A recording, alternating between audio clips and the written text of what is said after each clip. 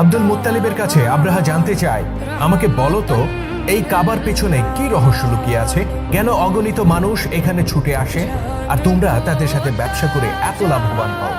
আমি ইয়েমেনে প্রাসাদতুল্লায় গির্জা গড়ে তুলেছি শুধুমাত্র মানুষকে ইয়েমেনের প্রতি আকৃষ্ট করার জন্য, কিন্তু তারা সেখানে না গিয়ে কেন কাবাতে ছুটে আসে?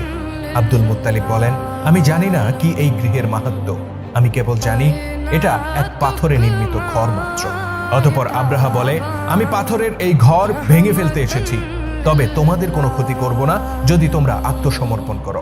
আব্দুল মুত্তালিব বলেন, আমি এই ঘরের ব্যাপারে চিন্তিত নই, আমি বরং চিন্তিত আমার সেই সব ওটের ব্যাপারে যা তোমার লোকেরা ছিনিয়ে এনেছে, আর আমি চিন্তিত সেই নিরীহ নগরবাসীর ব্যাপারে যাদেরকে তোমার লোকেরা ধরে এনে নির্যাতন করছে। তুমি তাদেরকে ছেড়ে দাও আর আমার সম্পদ আমাকে ফিরিয়ে দাও। আব্দুল মুত্তালিবের এই কথা শুনে চটে যায় আব্রাহা। সে চিৎকার করে বলে, তুমি কাবার তত্ত্বাবধায়ক, এই ঘরের নিরাপত্তার দায়িত্ব ছিল তোমার উপর, কিন্তু সে ব্যাপারে তুমি এতটুকু বিচলিত নও, অথচ নিজের ওটের ব্যাপারে তুমি কতই না উদ্বিগ্ন।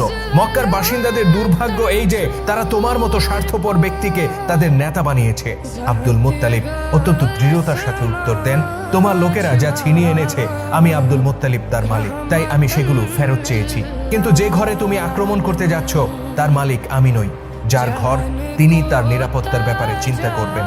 আব্রাহা জানতে চায় কে সেই মালিক। আব্দুল মুত্তালিব বলেন, তুমি যখন সেখানে যাবে তখনই এর জবাব পাবে। আব্দুল মুত্তালিবের এই উত্তরে আব্রাহা আরো চটে যায়। সে বলে, নিয়ে যাও তোমার ওট আর বন্দী মানুষদেরকে, তবে জেনে রেখো আগামীকাল যখন আমার হস্তি বাহিনী তোমার নগরীকে পিষে ফেলতে যাবে তখন তারা এতটুকু করুণাও দেখাবে না। অতঃপর নিজের ওট আর বন্দী লোকদেরকে নিয়ে ফিরে যান আব্দুল মুত্তালিব।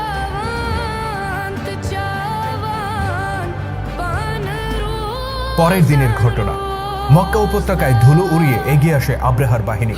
তাদের সম্মুখে ছিল অতিকায় হস্তির পাল, দ্বিতীয় সারিতে ছিল অশ্বারোহী বাহিনী, আর পেছনে অগণিত যোদ্ধা। সবার সম্মুখে অতিকায় এক হাতির পিঠে চড়ে রাজকীয় আসনে আসীন ছিল বাদশাহ আব্রাহা, আর তাকে ঘিরে রেখেছিল দীর্ঘদেহী রক্ষীরা। দাম্ভিক আব্রাহার হস্তি বাহিনীর প্রতিটি পদক্ষেপ মক্কার মাটিতে প্রকম্পন সৃষ্টি করে, আর হস্তি যুদ্ধের গগন বিদারী চিৎকার প্রতিধ্বনিত হয় পাহাড়ের গায়ে।